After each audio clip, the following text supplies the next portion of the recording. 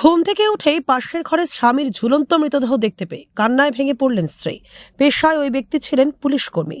তার রহস্যজনক মৃত্যুর ঘটনাকে ঘিরে চাঞ্চল্য ছড়ালো রাজগঞ্জের লক্ষ্মী জামাদার গছ এলাকায়।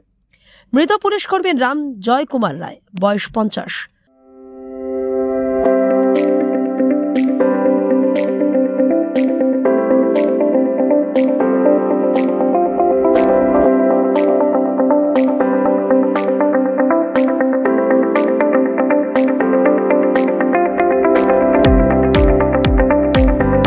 পরিবার সূত্রে জানা গিয়েছে, প্রায় 4 বছর আগে হোমগার্ডের চাকরি পেয়েছিলেন জয় কুমার রায়। শিলিগুড়িতে ডিউটি করতেন তিনি। বাড়িতে তার স্ত্রী ও 2 ছেলে রয়েছে, তবে বেশ কিছুদিন ধরে মানসিক অবসাদে ভুগছিলেন তিনি।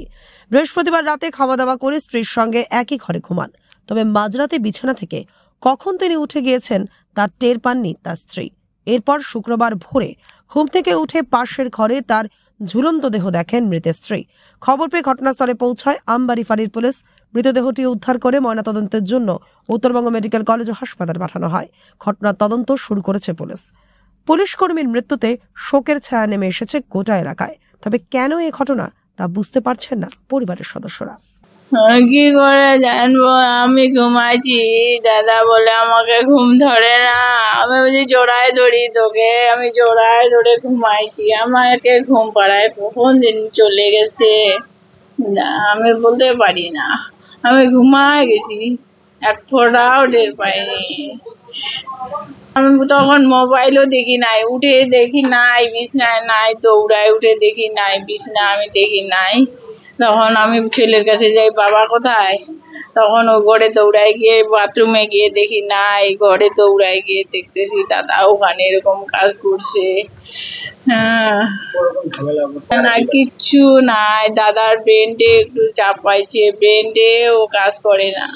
ও শুধু সবসময় বলে মরতে ইচ্ছা করে, ওকে এরকম বলে। ওষুধও খায় না, ওষুধ জোর করে খাওয়াই। ডাক্তারি প্রেসক্রিপশন গুলা ওখানে ওষুধ গুলা আছে, ওগুলা এসে করিস না।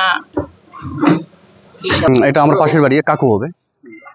আসে আমি তো দেখি নাই, শুনলাম খালি গলায় ফাঁস দিয়ে আত্মহত্যা করছে।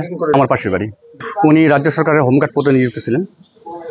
আনুমানিক 4 বছর প্লাস হবে, 4 বছর প্লাসই হবে, 50-র কাছাকাছি। বাড়িতে ওনার স্ত্রী আছে আর 2 ছেলে বর্তমান। ওইটাই শুনলাম গলায় ফাঁস দিয়ে আত্মহত্যা করেছে। সেটা কারণটা খুঁজলাম, কারণ খুঁজে তো পেলাম না।